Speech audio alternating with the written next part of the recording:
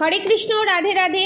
আজকে দেখে নেব আপনাদের পার্টনারের সম্পর্কে আপনাদেরকে শ্রীকৃষ্ণ কি বলছে। আপনার পার্টনারের সম্পর্কে শ্রীকৃষ্ণ কি বলছে, এবং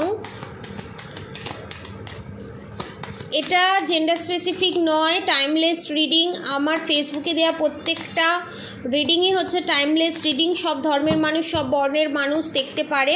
পজিটিভ এনার্জি ক্লেম করতে অবশ্যই কমেন্ট বক্সে রাধে রাধে লিখবেন, দেখে নেব। Okay, abundance, you will receive abundance. তুমি যাকে ভালোবাসো, আপনার পার্টনারের কে এখানে সামনে রেখে বলা হচ্ছে, আপনি যাকে ভালোবাসেন, আপনারা যাকে ভালোবাসেন তাকে অহেতুক কারণে সন্দেহ করবেন না, নিজের কন্ট্রোলে রাখার চেষ্টা করবেন না। ভালোবাসার জিনিস বেঁধে রাখার জিনিস নয়, মুক্ত করে দেওয়ার জিনিস। কাউকে যদি ভালোবাসো তাকে মুক্ত করে দাও। স্বাধীনতা এমন একটা জিনিস, মানুষ স্বাধীন জীবনটা খুব পছন্দ করে, এবং মানুষকে কাউকে যদি ভালোবাসো দুটো কাজ করতে হবে। এক হচ্ছে ভগবানের প্রতি বিশ্বাস ভরসা অতিরিক্ত পরিমাণে বাড়িয়ে দাও, পূজা পাঠ করো, ভগবানের প্রতি বিশ্বাস ভালোবাসা বাড়িয়ে দাও। সেকেন্ড হচ্ছে তাকে স্বাধীনভাবে ছেড়ে দাও, দেখো সে কি ভুল করছে, সে কি ঠিক করছে। তাকে যত তুমি আটকে রাখবে, তার মনের যে ভিতরে যে পিউরিটিটা, সেটা তুমি জীবনে কোনো দিন বুঝতে পারবে না। একটা খোলসের মধ্যে তাকে শামুকের মতো ঢেকে রেখো না, তাকে স্বাধীনভাবে ছাড়ো।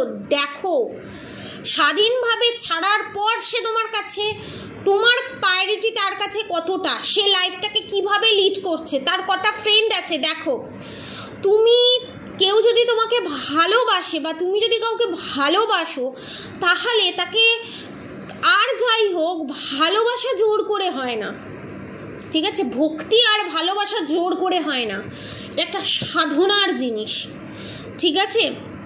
এবং এখানে এটাই বলা হচ্ছে যে